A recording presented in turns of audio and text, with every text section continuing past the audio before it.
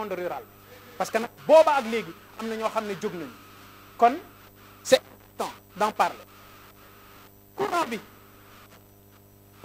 sénégalais yi sonn nañ woyofal diisal la dégg naa président ne bi mu ñëwee gars yi dafa am ay ndëgg sërëx yu ñu defoon wuy bateau bu SAR waroon a régler SAR dañoo waroon fay bateau fayuñu mais li ñu war a njëkk régler pour ban ci sama xalaat bu gàtt mooy xaalis bi état bu Sénégal di yoreel SAR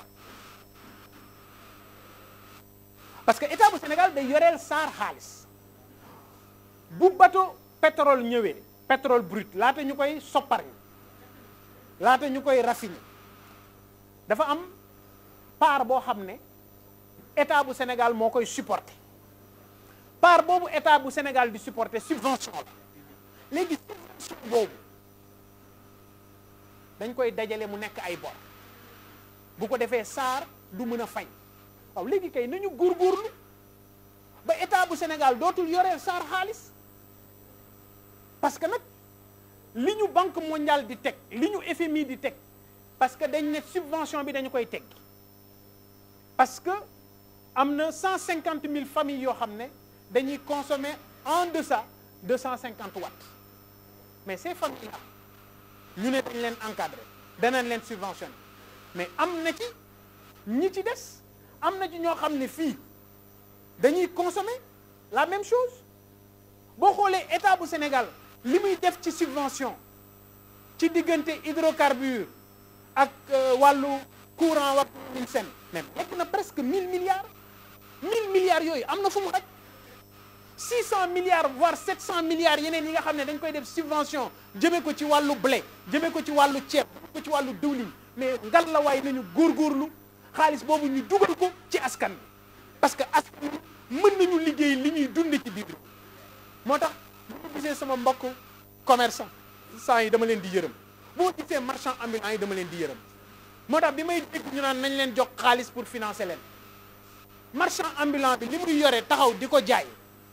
fu mu koy jëlee Chine lay jóge wala ay naka lañ war a mun a def ba góorgóorlu ba marchand ambulant boobu wala commerçant bi dem di importer ji à partir des données yi waa yor ñu identifier état day stratège état day yeewu état day muus état day muus état mënoo dëkk ci nekk consommateur fexeel ba la nga doon jëli Chine ña doon dem di jëndi Chine ñu encadré leen ngir lañu ñu mën ko defal suñu bopp fii ci biir réew c'est la même chose monsieur le président dégg naa la ngay damu di fëgg sa dënn naan wuy da nga wàññi engrais bi ah wàññi njëgu engrais bi du performance xam nga lu performance fexe ba ICS suñu phosphate bi ñuy jël di ko yóbbu Inde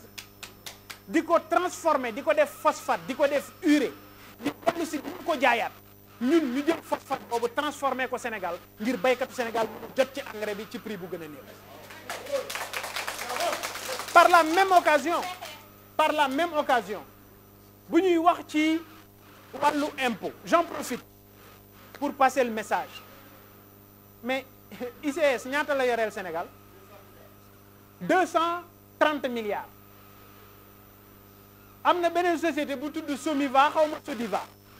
xam nga ñaata lañu yoreel état bu Sénégal 1000 milliards waaw léegi après nga ne wuy da ngay telli pour gars yi nga xam ne ñi ci presse bi nee nañu dañu yore 40 milliards et puis 40 milliards au presse boobu ngeen baal ma nos amis de la RTS merci d'être venus parce que je vous ai jamais vu merci je félicite par la même occasion par c'est ça aussi nit bu defee nit da nga koy rafet RTS ñun ñëpp ko moom donc RTS bu ñëwee couvrir normal maa ngi koy sant parce que amoon na sañ-sañu bañ ko def te bu boobaa it kenn du ko ci ŋàññ alors li ma doon wax mooy bu fekkee ne wàllu milliards yooyu ñuy wax ne presse bi dañu war a fay 40 milliards mais li ngeen xamul ci presse bi war a fay 40 milliards RTS APS ak Soleil ñoom moom 30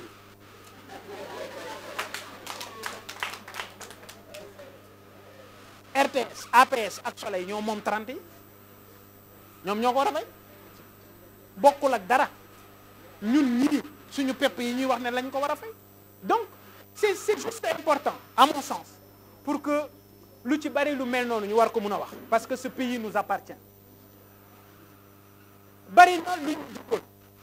ñu waxoon dañuy génn franc CFA fenn lañ dul génn duñu mus a génn franc CFA wax la woon annonce rek parce que xam nga il faut ñu waxante dëgg gis nga man dama mu xam nga man ngeen baal ma ci kàddu man du ma wax mukk niir lu neex doomu aadama bi ñuy wax waxu génn franc CFA ma ne leen yéen nu nit mu ne nekk ci bu climatisé seen aw fële ci naaj bi nekk 40 degré nga naan xaaral ma dem aussi 40 degré yi nu mu mel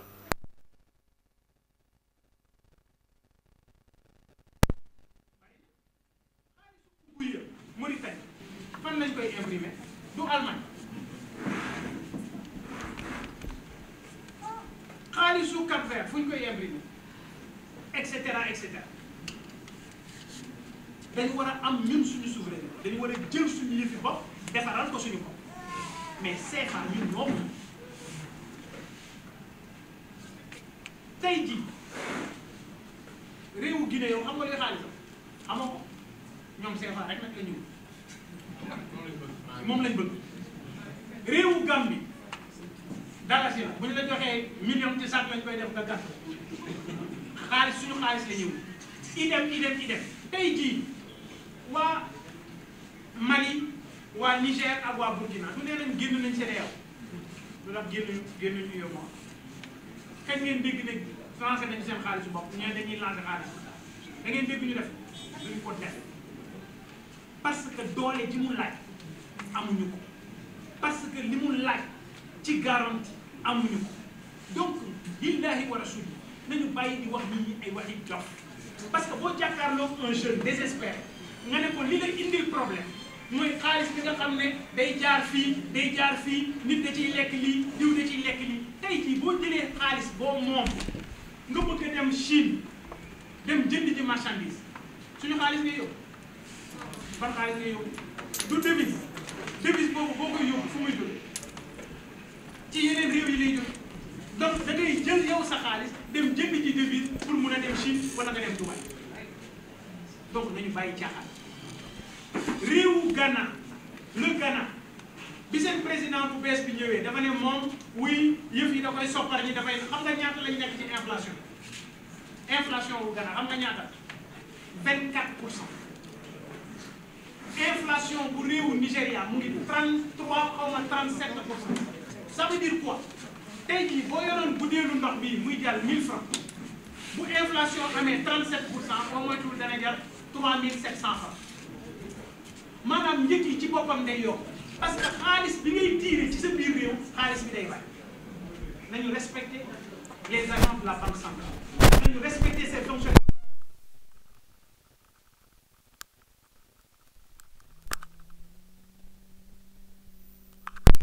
mënul nekk ak Sénégalais yi di leen wax ne dañu war a xeex France waaw lan moo changé France bi ñu naan war a xeex bay song seen i enseigne lu fi changé lan moo fi changé mënoo am France ñu am 270 sociétés ci biir Sénégal am lu tolloog presque 36 000 personnes yoo xam ne ñu ngi leen di liggéeyloo di leen fay weer bu dee li ma d'accord mooy nañu naw mooy doo ma nax li ma d'accord mooy doo ma dóor li ma d'accord mooy doo ma nagut li ma d'accord mooy doo jël suma alal di ko lekk man ma toog waaye waxi nax sa xatal nañu génne ñii nañu dàq ñii alors que yow doomu Sénégal yi ñu ngi fépp ci àdduna c'est pas un discours responsable te nag dama am lu ma métti quand j'entends des souverainistes africains et activistes ñuy attaquer suñu président de la République.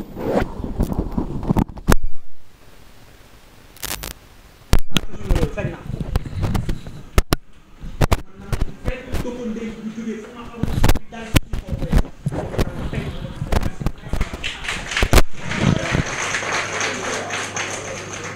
Sénégal suñu Sénégal Sénégal ñun moom dama bëgg ñu xam ne ñi xeex ba jël ngànnaay jëlub réew mënuñoo nekk exemple ci Sénégal ñun dañoo am culture démocratique tey jii quoi qu'on dise un parti comme PASTEF c'est un exemple pour la jeunesse africaine parce que am nañu réew bëgg nañu xool modèle bii am Sénégal ñu jaar ci ngir ñoom seen réew lu mel ni Cameroun lu mel ni Congo ngir alternance bu ñu bëgg ñoom tam ñu mun ko am kon ñun mënuñu jël ay AES di leen jël di leen def ay exemple bëggul mel ni Mali kat électricité par jour ñeenti waxtu la ñuy am électricité ñun bëgguñu mel ni Mali bëgguñu mel ni Burkina gëj na ñoo fay salaire bëgguñu mel ni ñoom donc il faut qu'on soit sérieux li ñu am nañ ko jàpp ak suñu fukki loxo kon ngeen xam ne li ma gëm mooy li defar Sénégal ñun ñëpp ñoo ci war a jub li ma gëm mooy li war a defar Sénégal ñun ñëpp dañ ci am part de responsabilité j'appelle toutes les forces de l'opposition ñu ñëw ñu booloo ñu doon benn élection laa jàpp ne ku ci nekk ngaa demal sa bopp mooy élection présidentielle dinaa sol suma dal nag man kenn ku nekk ci ñoom danaa fa dem danaa wax ak ñoom soxlawuma nit soxlawuma fés soxlawuma gën cee bari kaddu wala gën cee bari ñoomin seen li ma jàpp mooy mbooloo mooy tax prochaine élection législative ñu mën a am la majorité à l'Assemblée nationale pour imposer la cohabitation parce que nag